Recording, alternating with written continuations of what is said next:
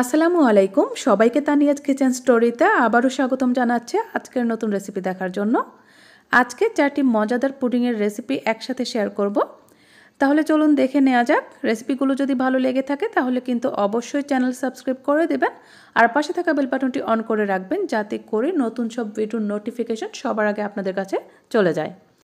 প্রথমেই তৈরি করে দেখাবো খুবই মজাদার লাচ্ছা সেমাইয়ের একটা পুডিং। এই পুডিংটা তৈরি করা খুবই ইজি।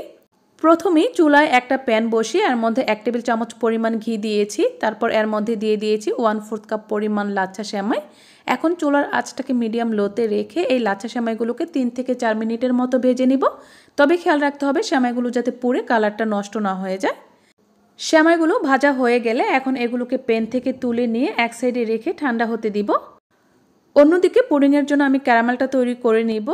এর জন্য চুলায় প্যানে দিয়ে দিয়েছি 1/4 কাপ পরিমাণ চিনি। এখন চুলার আঁচটাকে মিডিয়াম লোতে রেখে আস্তে আস্তে জাল করতে থাকলে দেখা যাবে যে চিনিটা গলে এরকম ক্যারামেল হয়ে যাবে। আর যখন সম্পূর্ণভাবে ক্যারামেলটা হয়ে যাবে তখন এটাকে সাথে সাথে পুডিংয়ের মোল্ডে ঢেলে নিতে হবে। মোল্ডে ঢেলে গরম থাকা অবস্থায় এটাকে ছড়িয়ে দিতে হবে, না হলে কিন্তু ঠান্ডা হলে এটা জমাট বেঁধে যাবে। আর এখন এই ক্যারামেলটা গরম থাকা অবস্থায় এর মধ্যে আমি ভেজে রাখা সেমাইগুলো দিয়ে দিচ্ছি। এতে করে ক্যারামেলের সাথে সেমাইটা অ্যাডজাস্ট হয়ে যাবে। তো সেমাইটা আমি এভাবে করে সেট করে নিয়েছি। এদিকে পুডিংয়ের মিশ্রণটা তৈরি করার জন্য একটা বাটিতে 2টা ডিম ভেঙে নিয়েছি। ডিমটা অবশ্যই নর্মাল টেম্পারেচারের হতে হবে।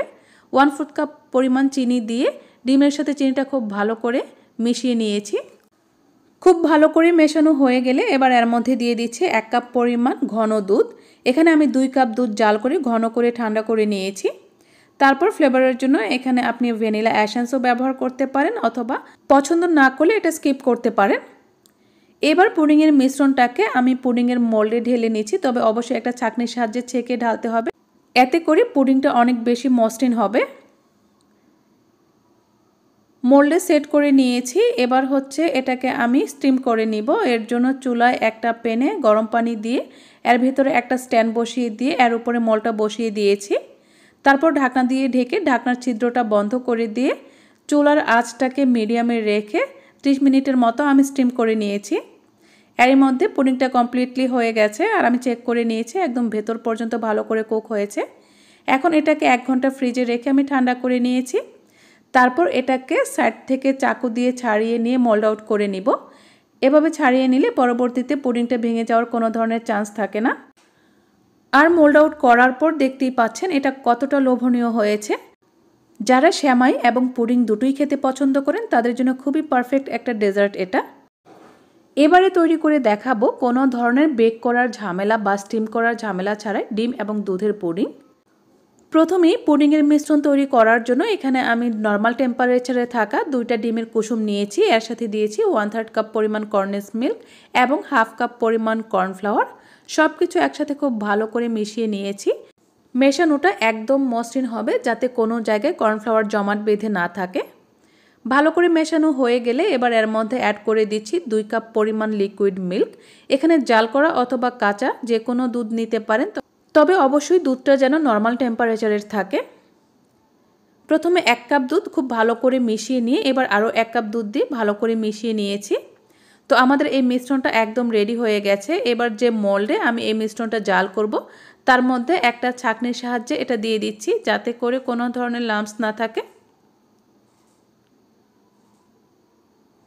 এবারে এই প্যানটা আমি চুলায় বসিয়ে দিয়ে চুলার আঁচটাকে মিডিয়াম লোতে রেখে অনবরত নেড়ে চেড়ে জাল করতে থাকবো। আর অনবরত নাড়তে থাকতে হবে, না হলে কিন্তু এই মিশ্রণটা গুটি বেঁধে যাবে।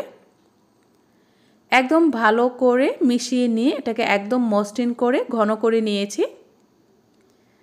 এরকম ঘন হয়ে আসলে চুলাটা বন্ধ করে দিব আর গরম থাকা অবস্থায় আমি যে বাটিতে পুডিংটা সেট করব তার মধ্যে ঢেলে দিচ্ছি। ঢেলে দেওয়ার পর সাথে সাথে এটাকে একদম সমান করে দিতে হবে। তারপর এটাকে নর্মাল ফ্রিজে রেখে 2 ঘন্টার জন্য আমি ঠান্ডা করে নিব। চাইলে এমনিতেও ঠান্ডা করা যাবে, তবে ফ্রিজে রাখলে এর টেস্টটা বেড়ে যায়, সেই সাথে এটা খুব ভালো করে জমাট বাঁধে। 2 ঘন্টা পর আমি এটা ফ্রিজ থেকে নামিয়ে নিয়েছি আর দেখতেই পাচ্ছেন কতটা সুন্দরভাবে জমাট বেঁধে গেছে। এবার আমি এটাকে মোল্ড আউট করে দিচ্ছি। তারপর উপর থেকে একটু পাউডার দুধ ছড়িয়ে দিচ্ছি। চাইলে আপনারা এখানে পাউডার সুগারও দিতে পারেন। এবারে কেটে সার্ভ করে নিচ্ছি। আর দেখতেই পাচ্ছেন এই পুডিংটা দেখতে কতটা লোভনীয় হয়েছে, আর দেখতেও হয়েছে অনেক বেশি আকর্ষণীয়। এবারে তৈরি করে দেখাবো ডিম এবং দুধের ক্যারামেল পুডিং। এর জন্য এখানে আমি আগে ক্যারামেলটা তৈরি করে মোল্ডে সেট করে নিয়েছি।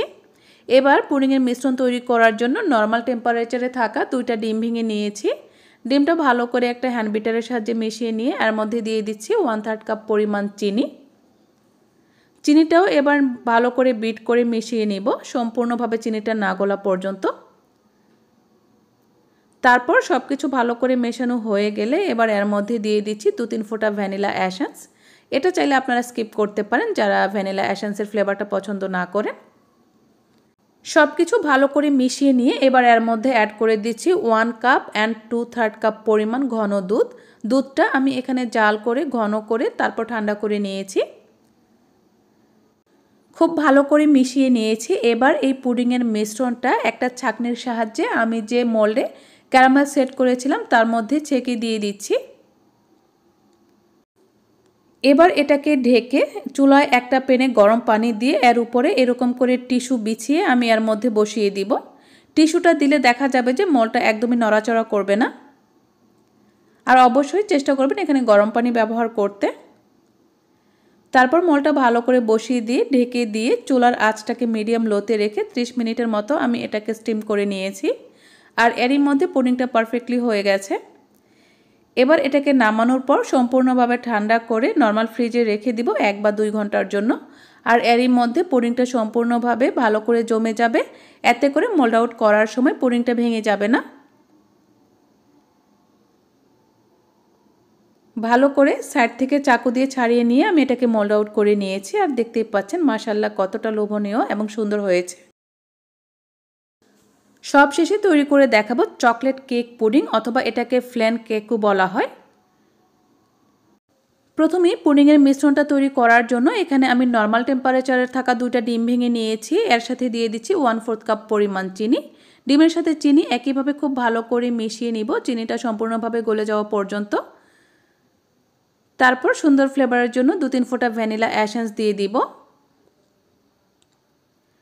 সবশেষে এখানে আমি অ্যাড করে দিচ্ছি 1 কাপ পরিমাণ ঘন দুধ। এখানে 2 কাপ দুধ জাল করে ঘন করে ঠান্ডা করে নিয়েছি। তো আমাদের পুডিংয়ের মিশ্রণটা খুব ভালো করে আমি মিশিয়ে রেডি করে নিয়েছি। এখন এটাকে আমি এক সাইডে রেখে দিব।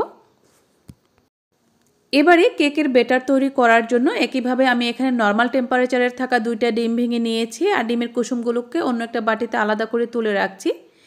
এবারে ডিমের এই সাদা অংশটাকে একটা ইলেকট্রিক বিটারের সাহায্যে কিছুক্ষণ ভালো করে বিট করে নিব। কিছুক্ষণ বিট করে নেয়ার পর এবার এর মধ্যে আমি অ্যাড করে দিব চিনি। চিনিটা আমি অল্প অল্প করে মেশাবো। এখানে 1/4 কাপ পরিমাণ চিনি আমি 2 বারে মিশিয়ে নিব।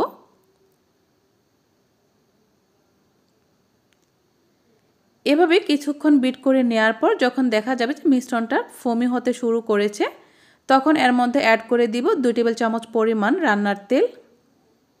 তেলের পরিবর্তে বাটার এখানে ব্যবহার করতে পারবেন। তেলটা দেওয়ার পর আবারও কিছুক্ষণ খুব ভালো করে বিট করে নিয়েছি।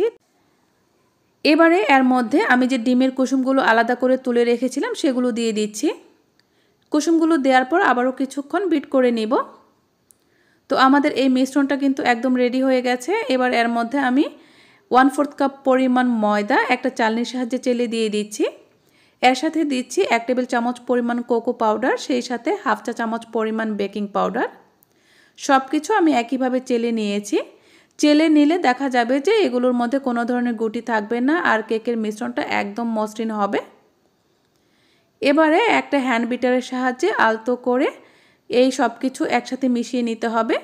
খুব বেশি জোরে জোরে মেশাতে যাবেন না, আলতো করে যে কোনো এক সাইড থেকে মেশাতে হবে। এবারে আমি পুডিংয়ের মিশ্রণটাকে একটা ক্যারামেল সেট করা মোল্ডের মধ্যে ঢেলে দিয়েছি একটা চালনির সাহায্যে চেলে। তারপর এর উপরে কেকের তৈরি করা ব্যাটারটা দিয়ে দিচ্ছি। আর এই ব্যাটারটা কিন্তু এই মিশ্রণে ঢালার পর একদম উপরে ভেসে থাকবে, নিচে চলে যাবে না।